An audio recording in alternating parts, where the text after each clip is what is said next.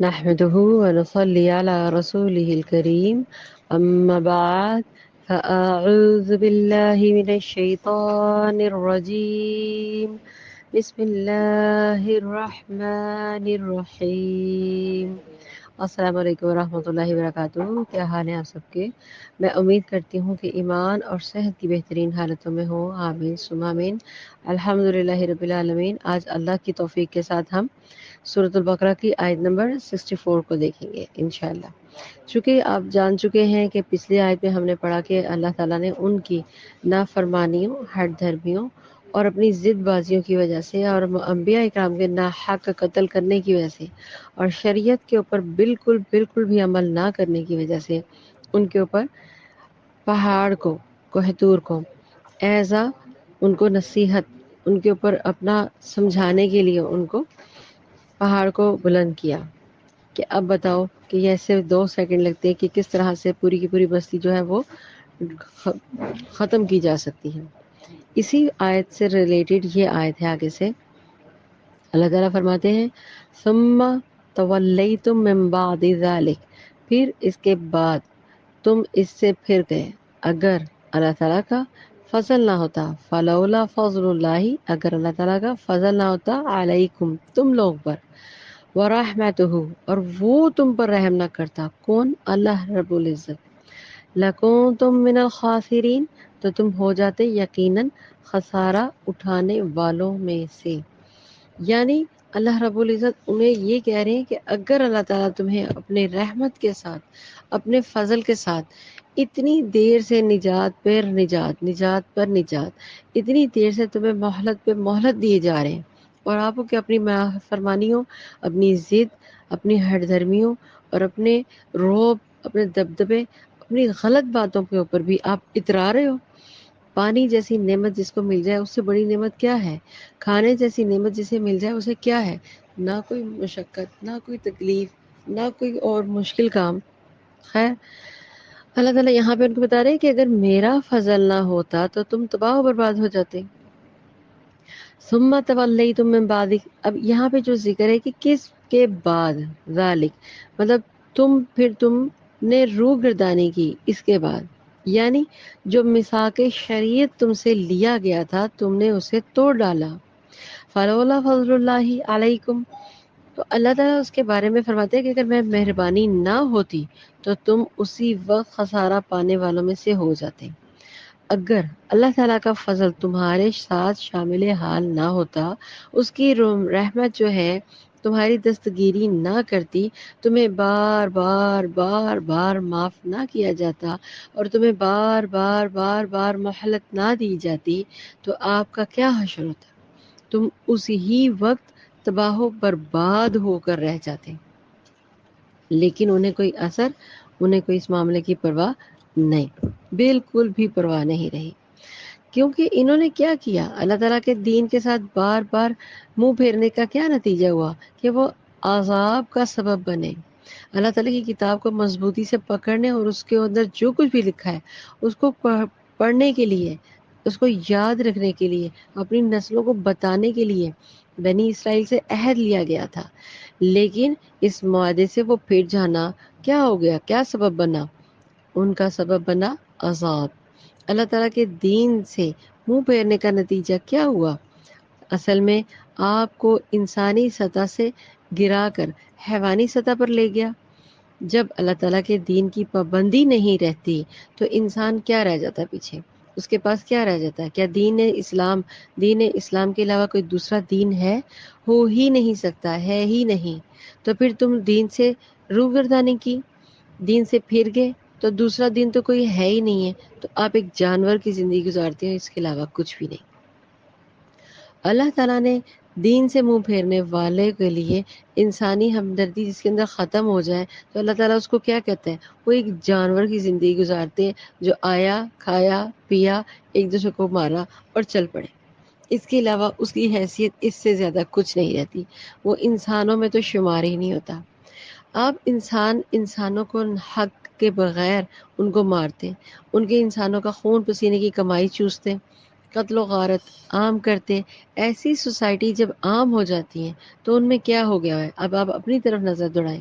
چوری ڈاکہ عام ہو چکا ہوا ہے، زنا عام ہو چکا ہوا ہے، بری سوسائٹیز عام بن چکی ہوئی ہیں، بلکہ برائی کو اتنا فروغ دیا گیا ہے کہ اگر کوئی دین کے اوپر کھڑا ہو تو کہا جاتا ہے یہ تم نے کیا کیا ہوا ہے.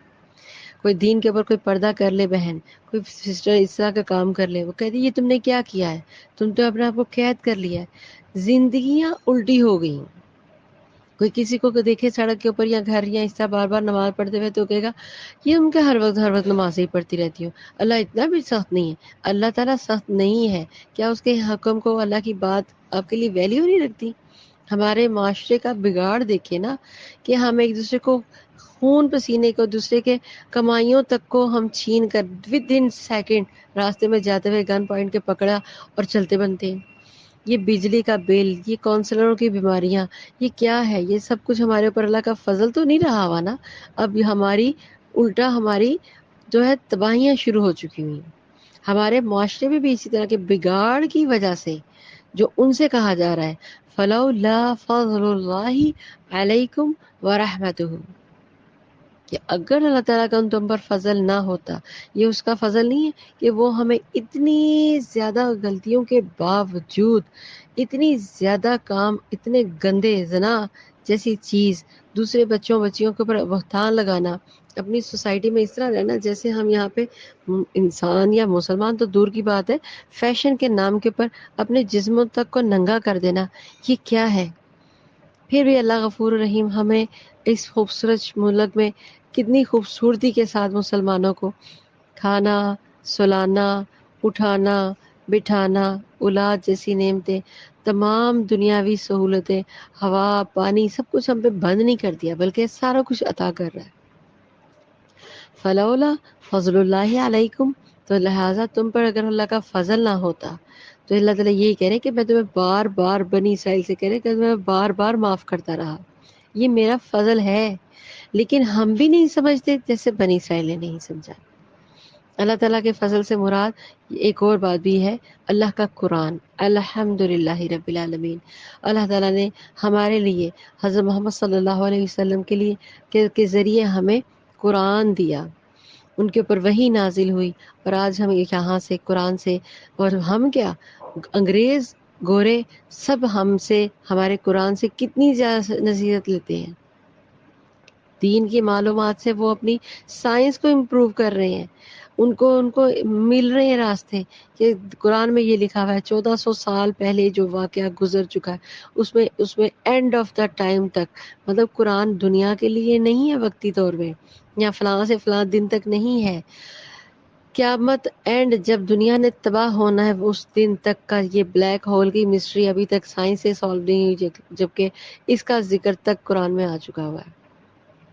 تو یہ اللہ کا فضل نہیں ہے، اللہ تعالیٰ کا کرم نہیں ہے کہ قرآن کے اللہ تعالیٰ نے ہمیں ایک رحمت بنا کے بھیجا. اس کے اندر اللہ تعالیٰ کا فضل ہے جو ہم پر عطا ہو گیا، اور اس سے بڑا فضل ہے کہ ہمیں مسلمان دین والے گھروں میں پیدا کر دیا.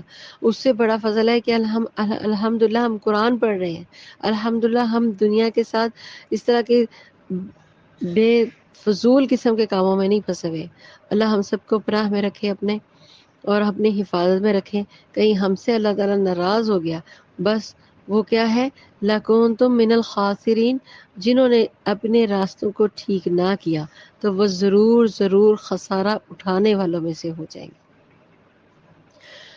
تو یہاں پہ ایک روایت ہے، حضرت سیدنا ابن عباس رضی اللہ تعالیٰ عنہ نے فرمایا، یعنی دنیا اور آخرت میں ہلاک ہو جائے کون؟ جو خسارے والا ہوگا. اس کے بارے میں رب العزت کی جو دعا ہے، سورت ہے الزمر، اس کی آیت نمبر 15 کو آپ دیکھیں، اس کا معنی میں آپ سے ڈسکس کرتی ہوں. آپ کہہ دیں یقیناً خسارہ اٹھانے والے وہ ہیں جنہوں نے اپنے اوپر اور اپنے گھر والوں کو قیامت کے دن خسارے میں ڈال دیا. سن لو، یہی کھلا خسارہ ہے. یہ سورۃ الزمر کی آیت ہے. کس چیز سے خسارہ اٹھایا؟ انہوں نے اس بات سے خسارہ اٹھایا اور اپنے گھر والوں کو بھی کہ انہیں دین نہیں سمجھایا، دین کی اصل روح نہیں بتائی، اللہ تعالیٰ کے احکام نہیں بتائے، شریعت نہیں بتائی، اس کے اوپر عمل کرنا تو دور، جو عمل کرتا ہے اس کا مذاق اڑایا جاتا ہے۔ اللہ رب العزت ہماری قوم کے اندر بھی بہت زیادہ برائیاں پیدا ہو چکی ہیں، اللہ ہمیں معاف فرمائے اور ہم سے درگزر فرما کے پھر بھی ہم امید یہ رکھتے ہیں کہ بے شک وہ رحمان اپنی رحمت کے ساتھ ہمیں بخش دے گا، کیونکہ ہمارے پاس اس طرح کے اعمال نہیں ہے کہ ہم بخشے جائیں، لیکن صرف اور صرف اللہ تعالیٰ اپنے کرم، اپنے فضل، اپنی رحمت کے ذریعے قیامت کے روز بخشش ہوگی۔ کوئی شخص یہ نہ سوچے کہ وہ اپنے اعمال کی وجہ سے بخشائے گا، ایسا کچھ بھی ہمارے پاس عمل نہیں ہے۔